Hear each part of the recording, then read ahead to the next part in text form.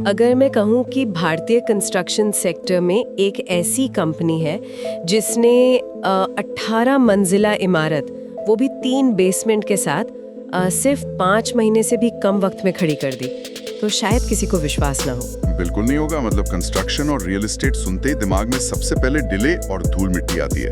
Exactly सालों तक चलती हुई कंस्ट्रक्शन, लेकिन ये सच है। और इस आंकड़े के सामने आते ही अदानी ग्रुप जैसी बड़ी जायंट ने उस कंपनी में 34.41% की हिस्सेदारी खरीद ली है। हाँ, और ये हिस्सेदारी अचानक नहीं आई है, ये एक बहुत सोची समझी स्ट्रैटेजी है। सही बात है। तो आज की इस गहरी चर्चा में हम पीएसपी प्रोजेक्ट्स लिमिटेड के फाइनेंशियल ईयर 2026 यानी FY26 के आंकड़ों का विश्लेषण करेंगे। हमारे पास उनकी इन्वेस्टर प्रेजेंटेशंस हैं, अर्निंग्स कॉल के ट्रांसक्रिप्ट्स हैं और बहुत सारी ब्रोकरेज रिपोर्ट्स हैं। और इन सबको देखकर एक बात तो साफ है कि ये सिर्फ नंबर्स की बात नहीं है, ये कंपनी के डीएनए में एक स्ट्रक्चरल बदलाव हो रहा है। बिल्कुल, मैं यही देख रही थी और हमारा मकसद यही समझना है कि ये जो रिकॉर्ड ब्रेकिंग फाइनेंशियल फिगर्स आए हैं, क्या ये एक सस्टेनेबल ग्रोथ की नींव रख रहे हैं या फिर आगे किसी बड़े खतरे का सिग्नल दे रहे हैं। सही कहा, क्योंकि देखिए जब भी अचानक इतनी ग्रोथ आती है तो रिस्क भी उतना ही बड़ा होता है। लेकिन अगर हम शुरुआत उस अदानी डील से करें। हाँ, मुझे सीधे उस अदानी डील पर ही आना था। मतलब ये नंबर्स बहुत ही दिलचस्प है।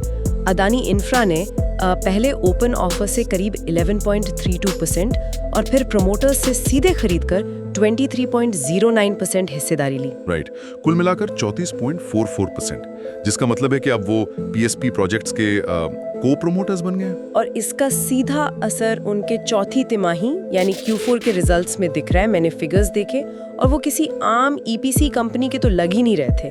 Q4 का रेवेन्यू 1115 करोड़, जो अब तक का सबसे ज्यादा है। पिछले साल के मुकाबले सीधा 66% का जंप है ये।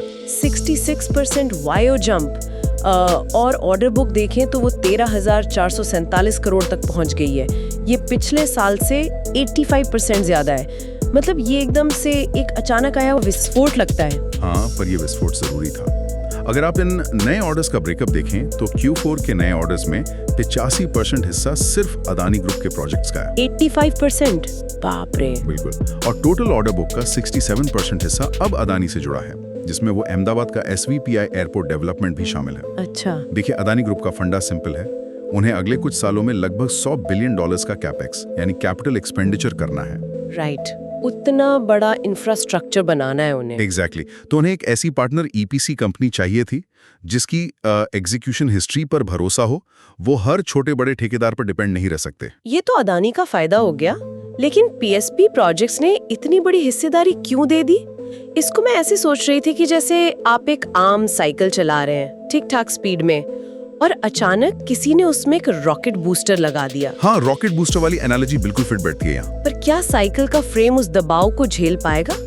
I mean, उन्हें पार्टनर की जरूरत ही क्या थी? जरूरत इसलिए थी क्योंकि एक कंस्ट्रक्शन कंपनी को स्केल अप करने के लिए सिर्फ ऑर्डर मिलना काफी नहीं होता, आपको फाइनेंशियल मसल चाहिए। फाइनेंशियल मसल यानी वर्किंग कैपिटल। इन सब के लिए एडवांस में कैश लगता है, बैंक गारंटीज लगते हैं। हाँ, जो बैलेंस शीट को दबा देती है आमतौर पर। सही बात है। पीएसपी के पास एग्जीक्यूशन कैपेबिलिटी तो थी, पर स्केल के लिए जो पैसा चाहिए था वो अदानी के आने से उन्हें मिल गया। अब वो किसी भी स्केल का प्रोजेक्ट उठा सकते हैं बिना चोक किए। ओह, समझ गई। तो वर्किंग कैपिटल वाली डिटेल पर तो हम अभी आएंगे क्योंकि वो गेम चेंजर है, पर उससे पहले एग्जीक्यूशन की बात करते हैं। श्योर। क्योंकि बैलेंस शीट पर 13,447 करोड़ के ऑर्डर दिखना एक बात है, पर जमीन पर उन्हें तय वक्त पर पूरा करना बिल्कुल अलग बात है। और यहाँ सोर्सेज में एक प्रोजेक्ट 90 का बहुत जिक्र है। हाँ, प्रोजेक्ट 90 एक सच में हैरान करने वाला माइलस्टोन है इंडस्ट्री के लिए। वही ना, 18 मंजिला बिल्डिंग जिसमें 3 बेसमेंट और एक ग्राउंड फ्लोर है और उसे सिर्फ 148 दिनों में पूरा कर दिया। मतलब 5 महीने से भी कम टाइम।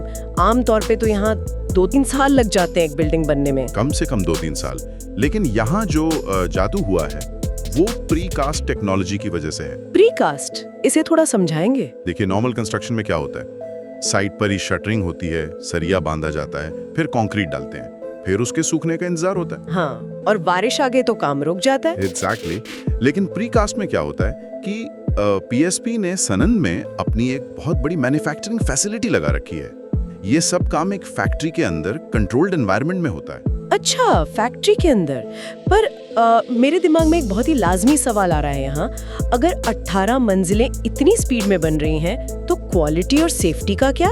ये आशंका सबको होती है शुरू में। मतलब फैक्ट्री में हिस्से बनाए और साइट पर लाकर जोड़ दिए। ये सुनने में तो किसी बच्चों के लेगो ब्लॉक्स जैसा लग रहा है। एक ऐसी बिल्डिंग जिसमें लोग रहेंगे, वहाँ लोड बेयरिंग बीम्स और कॉलम्स को ऐसे जोड़ना सुरक्षित है क्या? क्वालिटी से समझौता तो नहीं हो रहा? टेक्निकल नजर से देखा जाए तो बिल्कुल नहीं, बल्कि उल्टा है। प्रीकास्ट का मूल आधार ही क्वालिटी को बेहतर करना है। वो कैसे? क्योंकि फैक्ट्री के अंदर जो कंक्रीट मिक्स बनता है, वहाँ टेम्परेचर कंट्रोल होता है, क्योरिंग और ड्राइंग टाइम बिल्कुल परफेक्ट रखा जाता है। वहाँ साइट जैसी धूल, मिट्टी या मैनुअल एरर नहीं होती। अच्छा, तो कंसिस्टेंसी ज्यादा होती है। बहुत ज्यादा। ओके। इसलिए फैक्ट्री वाली बीम्स और कॉलम्स एक्चुअली साइट पर बने कंक्रीट से बेहतर होती हैं। और जहाँ तक इनको जोड़ने का सवाल है, हाँ, वो जॉइंट्स वीक नहीं होते, सीमेंट से इंटरलॉक किया जाता है। ये नॉर्मल कास्टिंग वाले जॉइंट से ज्यादा स्ट्रेस झेल सकते हैं। ओह वाओ, ये तो काफी इंटरेस्टिंग है। और इसका असर उनकी वर्कफोर्स पर भी पड़ता होगा ना, क्योंकि आधी से ज्यादा बिल्डिंग तो फैक्ट्री में बन रही है। सही पकड़ा आपने। इस वक्त कंपनी में करीब 1950 लोगों की वर्कफोर्स है, और इसी तकनीक की वजह से ये लोग एक ही वक्त पर मुंबई का मतुंगा रिहैब प्रोजेक्ट, बनास का थाका अंबाजी मंदिर और कई बड़े प्रोजेक्ट्स हैंडल कर पा रहे हैं। क्योंकि साइट पर उतनी भीड़ नहीं लगानी पड़ती होंगी। एकदम सही। साइट पर कम लोग, मतलब सेफ्टी बेटर। एक तरह से उन्होंने कंस्ट्रक्शन को एक मैन्युफैक्चरिंग प्रोसेस में बदल दिया है, जहां पैरेलल प्रोसेसिंग हो रही है। पैरेलल प्रोसेसिंग यानी जब जमीन पर फाउंडेशन खुद रही है, तब तक फैक्ट्री में ऊपर की छत तैयार हो रही है। बिल्कुल यही होता है। कमाल है। तो एग्जीक्यूशन की स्पीड ट्रैक पर है, प्रीकास्ट काम कर रहा है, सब कुछ एकदम परफेक्ट लग रहा है। पर एक चीज मुझे समझ नहीं आई। क्या?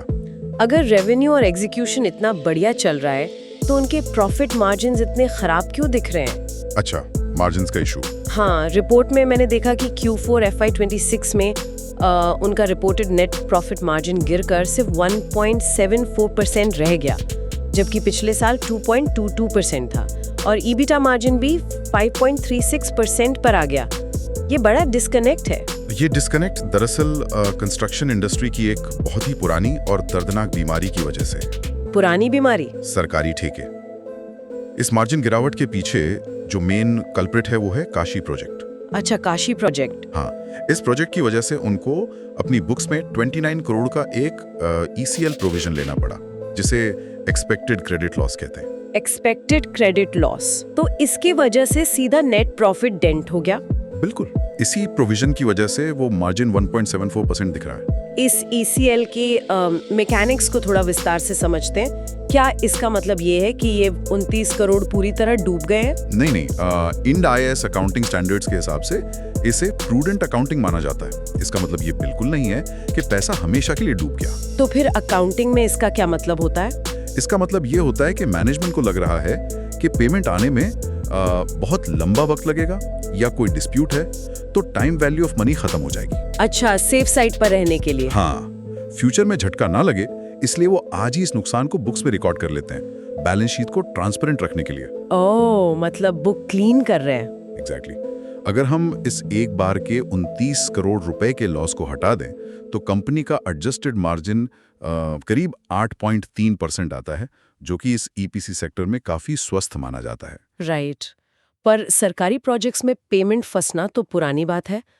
तो क्या है ये 29 करोड़ का नुकसान आगे के सरकारी प्रोजेक्ट्स के लिए एक रेड फ्लैग है, या ये बस एक पुरानी बुक बंद करने का तरीका है? ये एक बहुत बड़े स्ट्रैटेजिक शिफ्ट का हिस्सा है। उनका मैनेजमेंट समझ गया है कि सरकारी कॉन्ट्रैक्ट्स में पैसा फंसने का रिस्क हमेशा रहेगा। तो वो क्या कर रहे हैं इसके लिए? उन्होंने ड्रास्टिकली अपना पोर्टफोलियो बदला है।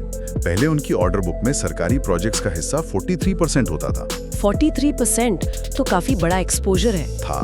पर अब उन्होंने इसे घटाकर 25 से 29% के बीच ला दिया है। काशी प्रोजेक्ट का लॉस दर्ज करके उन्होंने पुरानी बुक्स क्लीन कर ली हैं। अब उनका पूरा फोकस बड़े कॉर्पोरेट क्लाइंट्स पर है, खासकर अदानी ग्रुप पर। पेमेंट्स सरकारी ठेकों से कहीं ज्यादा तेज और प्रेडिक्टेबल होते हैं। हाँ, काशी प्रोजेक्ट का नुकसान और सरकारी कॉन्ट्रैक्ट्स को कम करने की स्ट्रैटेजी तो क्लियर हो गई, लेकिन यहाँ एक कड़ी और जुड़ती है।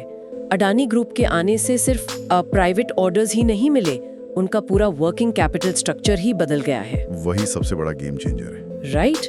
तो अगर उन्होंने सरकारी ठेकों का रिस्क कम किया तो बैलेंस शीट इतनी कैश रिच कैसे हो गई अचानक? देखिए, किसी भी बड़ी कंस्ट्रक्शन कंपनी का इंजन ऑयल उसका वर्किंग कैपिटल ही होता है।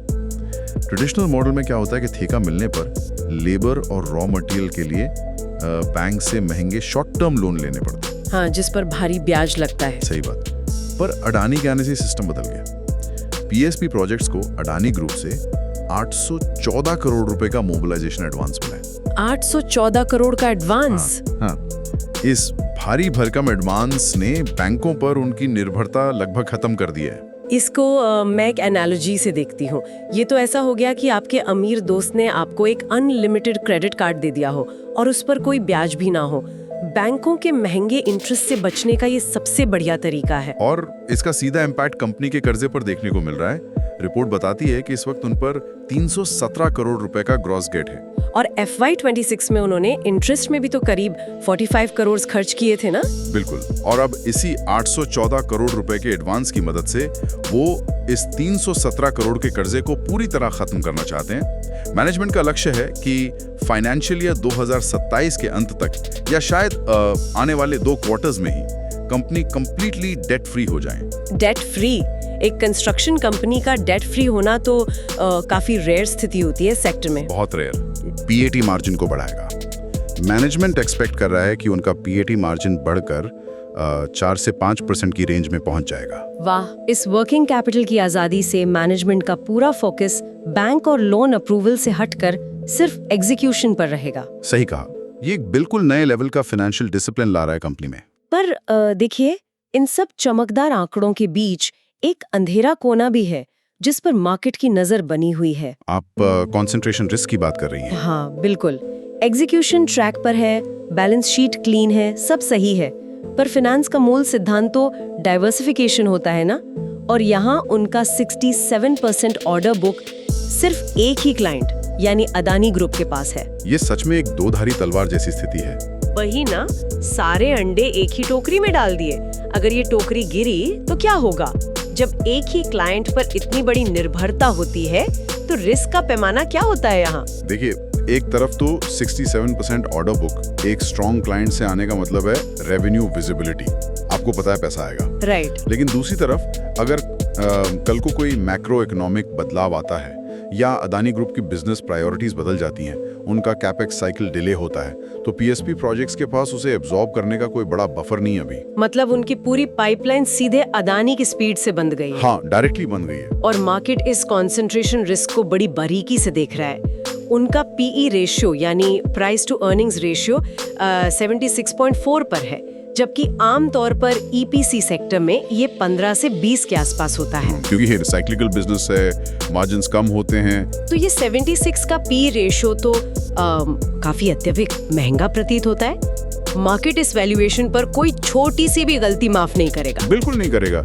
पी रेशियो इतना हाई होने का मतलब ही यही है कि इन्वेस्टर्स ने आने वाले कई सालों की ग्रोथ को आज ही स्टॉक प्राइस में प्राइस इन कर लिया है। तो मार्जिन ऑफ सेफ्टी तो बचा ही नहीं। वही बात एनालिस्ट भी कह रहे हैं। रिपोर्ट्स बढ़ती हुई हैं। कुछ को लगता है अदानी पार्टनरशिप से ये प्रीमियम वैल्यूएशन जस्टिफाइड है, लेकिन दूसरा केमा सतर्क कर रहा है कि 76 के पीई पर अगर काशी प्रोजेक्ट जैसा एक और लॉस बुक करना पड़ा या किसी प्रीकास्ट प्रोजेक्ट में मटेरियल की कमी से डिले हो गया तो स्टॉक को भारी झटका लग सकता है। तो इस रिस्क को बैलेंस करने के लिए मैनेजमेंट के पास कोई लॉन्ग टर्म स्ट्रैटेजी है क्या? वो इसे अनदेखा तो नहीं कर सकते? नहीं, मैनेजमेंट स्थिति को लेकर अलर्ट है। हालांकि अभी उनका main growth engine Adani projects ही हैं, पर वो अपने दूसरे सेगमेंट्स को डेड नहीं होने दे रहे हैं। जैसे इंस्टीट्यूशनल, इंडस्ट्रियल और रेजिडेंशियल प्रोजेक्ट्स।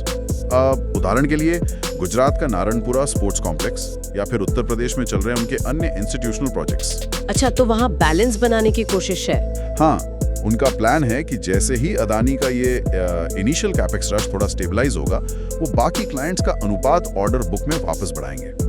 पर अगले 2-3 साल तो उनकी किस्मत अदानी की गति के साथ ही चलेगी। तो इस पूरी चर्चा के निष्कर्ष पर आते हुए ये तो बिल्कुल साफ है कि पीएसपी प्रोजेक्ट्स अब एक पारंपरिक कंस्ट्रक्शन कंपनी नहीं रह गई है। 1115 करोड़ का रिकॉर्ड Q4 रेवेन्यू, 13,447 करोड़ की विशाल ऑर्डर बुक, ये सच में अदानी ग्रुप के $100 बिलियन कैपेक्स साइकिल का एक महत्वपूर्ण हिस्सा बन चुके हैं। सही कहा। सरकारी कॉन्ट्रैक्ट से हटकर प्राइवेट सेक्टर और मोबिलाइजेशन एडवांसेस के जरिए वर्किंग कैपिटल ठीक करना ये एक जबरदस्त फाइनेंशियल डिसिप्लिन दिखाता है। और FY27 तक पूरी तरह डेट फ्री होने का लक्ष्य है, तो उनके मार्जिन्स को एक नया प्राण दे देगा। भले ही अभी कंसंट्रेशन रिस्क और हाई वैल्यूएशन की तलवार लटक रही हो। और सबसे बड़ी बात, फाइनेंशियल नंबर से हटकर देखें तो प्रोजेक्ट 90 की सफलता ये साबित करती है कि प्रीकास्ट टेक्नोलॉजी सिर्फ पेपर पर नहीं बल्कि जमीन पर काम करती है और कंस्ट्रक्शन टाइमलाइंस को ड्रामेटिकली छोटा कर सकती है। बिल्कुल। और इसी पॉइंट पर मैं आज की इस चर्चा को एक नए विचार के साथ समाप्त करना चाहूंगी। अगर प्रोजेक्ट 90 की तरह प्रीकास्ट टेक्नोलॉजी से 18 मंजिला बिल्डिंग 148 दिनों में बन सकती है, तो क्या जो लोग सुन रहे हैं उन्हें लगता है कि हमारे रियल एस्टेट मार्केट का पूरा इकोनॉमिक्स बदल जाएगा? ये एक बहुत बड़ा सवाल है आगे के लिए। वही ना, एक घर खरीदार जो सालों तक अपने फ्लैट के पोजीशन का इंतजार करता है, रेंट और EMI दोनों भरता है, क्या उसका इंतजार अब हमेशा के लिए खत्म हो जाएगा? क्या आने वाले वक्त में कंस्ट्रक्शन एक लेबर ड्रिवन काम ना रहकर एकदम कार मैन्युफैक्चरिंग जैसी फैक्ट्री प्रोसेस बन जाएगा? टेक्नोलॉजी इसको वहीं ले जा रही है। हाँ, ये कुछ ऐसे सवाल हैं जो इस सेक्टर का भविष्य तय करेंगे। तो इस गहरी चर्चा को यहीं विराम देते हैं। आने वाले वक्त में भारत का स्काईलाइन किस तेजी से बदलता है, इस पर नजर बनाए रखना सच में बेहद दिलचस्प होगा।